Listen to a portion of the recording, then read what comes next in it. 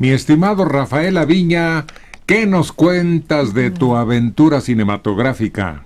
Hola Héctor, ¿qué tal? Buenos días. Pues el día de ayer, bueno, se vieron 4 películas, entre ellas una que me pareció muy interesante, estadounidense, del año pasado, de un director que empezó haciendo carrera de la misma generación de Francis Ford Coppola, de Martin Scorsese, de Jonathan Demme, el que dirigió El silencio de los inocentes, y todos agrupados bajo la escuela de este hombre Roger Corman, que era el que les producía sus primeras películas. Y la cinta se llama Camino a ninguna parte, pero lo que me intrigó mucho es una historia policíaca y cinematográfica. Cinematográfica lo digo porque es una película dentro de una película y dentro de una película, o sea, estas historias que tienen que ver con el cine, pero que además en esta película hay como muchos niveles de cine dentro del cine. Y bueno, eso me hacía pensar también en muchas otras películas que tienen justamente este tema, ¿no? Que el tema es el cine mismo, como aquella del Ocaso de una vida, por ejemplo, con Gloria Swanson. O aquella donde un hombre sale de la pantalla y Mia Farrow se emociona mucho. Ah, sí, esta película de Woody Allen, que fue sensacional en su momento, la de La Rosa Púrpura del Cairo, ¿no?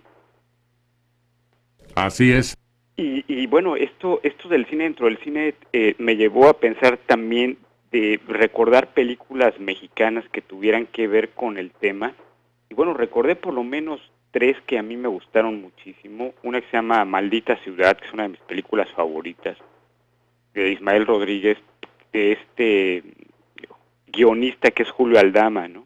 Y que está imaginando toda una trama de una película de una familia que se va ahora sí que del rancho a la capital a pasar todo tipo de sinsabores, y es extraordinaria, con Fernando Soler, Marta Mijares, y además filmada en estos condominios Miguel Alemán, Ándale. ahí por Avenida Universidad.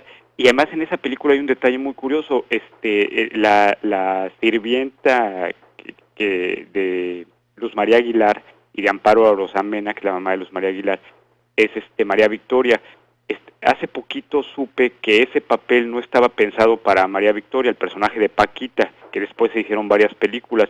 Originalmente ese papel se lo habían dado a esta actriz también sensacional, que es Lupe Carriles, que hizo muchísimas películas siempre con ese tipo de personajes, pero se enfermó y entonces entró ahí de último minuto María Victoria, y bueno, fue un papel que le dio mucho éxito porque finalmente hizo una serie de películas basadas en ese personaje.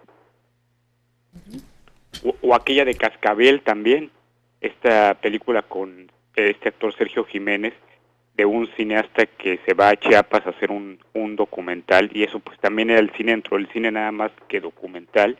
O la de No basta ser charro con Jorge Negrete, que están filmando una película, bueno, hay un personaje que conoce a Jorge Negrete, que es el mismo Jorge Negrete. Oye, Rafael, fíjate que acá mañana se estrena un documental. Mañana a la 1 de la tarde en el cine Lido. Se trata de los rollos perdidos. Seguramente has oído hablar de eso, ¿no? Sí, es un documental sobre la Cineteca Nacional, sobre el incendio de la Cineteca, y al parecer también creo que tiene que ver con aquellas imágenes que se filmaron desde el edificio de Relaciones Exteriores el 2 de octubre de 1968. Claro que se mandaron al extranjero y que hubo cadenas internacionales que los exhibieron. Sí, aquel incendio del 24 de marzo del 82 y era la hermana Margarita López Portillo la que manejaba todo eso. Exactamente, yo en aquel entonces yo trabajaba justamente ahí en la Cineteca Nacional. Yo no estuve a la hora del incendio porque yo trabajaba el turno de la mañana. Supe una hora, yo creo que después, y bueno, me fui para allá y recuerdo que aquello pues era un caos, porque además de todo el acervo de las películas, quedaron como 5 o 6 películas sobrevivientes. 5,000 se quemaron o desaparecieron. Exactamente, sí, eso fue una pérdida pues brutal, digamos, para la cinematografía mexicana, para la cultura nacional. pero aquí la cosa es que es un hecho que todo eso estuvo rodeado siempre de un misterio muy extraño, ¿no? Muchos enigmas alrededor de por qué se provocó el incendio y más bien si fue provocado. Le echaron tierra, incluso nunca se supo exactamente el número de víctimas porque pues trataron de ocultar la responsabilidad era de esa mujer.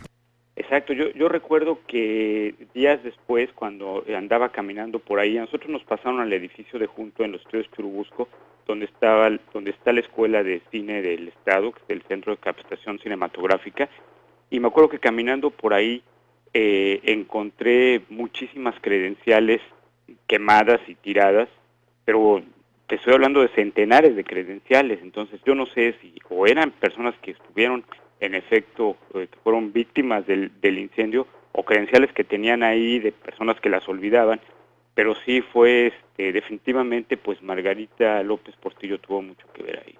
Es que la explosión fue monumental por el material de que estaban hechas las películas. La explosión alcanzó niveles de bomba. Exacto, porque las películas, la gran mayoría de las que estaban ahí es nitrato, y el nitrato es un material sumamente inflamable y bueno, más allá de las precauciones que se supone que había en las bóvedas, es un hecho que hubo algo ahí, ahora sí que hubo mano negra ahí. Sí, claro. Fíjate que mañana se estrena en el cine Lido a la 1 de la tarde. El director es Gibran Bazán, pero hay testimonios de Jorge Ayala Blanco, Alfredo Gurrola, Raúl Ortiz Urquidi, Susana López Aranda. ¿A ti no te tomaron opinión? Sí, muchas veces intentaron establecer contacto conmigo para también que diera un testimonio, porque estuve yo trabajando ahí 9 años en la Cineteca, y además estuve, como te comentaba, en el día del incendio, aunque no a la misma hora, pero por alguna extraña razón nunca nos pudimos poner de acuerdo. A ellos les surgía terminar el documental y ya no aparecí. Sin embargo, curiosamente coincidió que están filmando otro documental sobre el mismo tema con unos jóvenes de la Escuela de Cine del CCC, y bueno, aparentemente ahí sí participaré. Pues mañana se cumplen 30 años, mi hermano. Sí, Así que fueron 30 años de tu vida cuando tú ya tenías tu chamba ahí. sí, realmente esa fue mi primera chamba de cine que tuve, pues se puede decir que en la vida, porque todo lo demás era nada más porque mi papá me llevaba al cine, porque yo me escapaba de la escuela para irme todas las mañanas a las matinés justamente de la Cineteca. Yo conocía a muchas personas de la Cineteca desde antes, porque salía de clases, me iba un poco antes y me iba directamente para allá, y bueno, terminé trabajando ahí, que fue algo muy importante para mí. Pues si ya no tienes algo más que agregar, tú dirás, tú nomás. Pues nada más sobre esto que te decía del cine, dentro del cine me acordé de otra mexicana más que se llama Mañana serán hombres, con Rafael Bertrán y David Silva, que también era una película dentro de una película, con Jorge Martínez de Hoyos también. Pues desgraciadamente del cine mexicano yo me perdí muchas, cuando ya no hubo fe de mi parte y prefería Francia, Italia, Estados Unidos. Es que llegó un momento por ahí de los años 60 en que el cine mexicano pues prácticamente se fue en picada, y realmente las películas buenas eran pocas, y fue el momento en que aquí empezaron a llegar, a nuestro país empezaron a llegar muchísimo cine internacional, y que fue el auge de grandes directores como Bergman, como Fellini, como Carlos Saura, todas estas cinematografías que además llegaban con las muestras de cine. Y bueno, la verdad es que fue un momento también muy importante de la cultura cinematográfica internacional. Bueno, pues si no dispones otra cosa, ¿qué tal si el lunes continuamos esta charla? Claro que sí, Héctor, un abrazo y que la pasen muy bien, buen fin de semana para todos.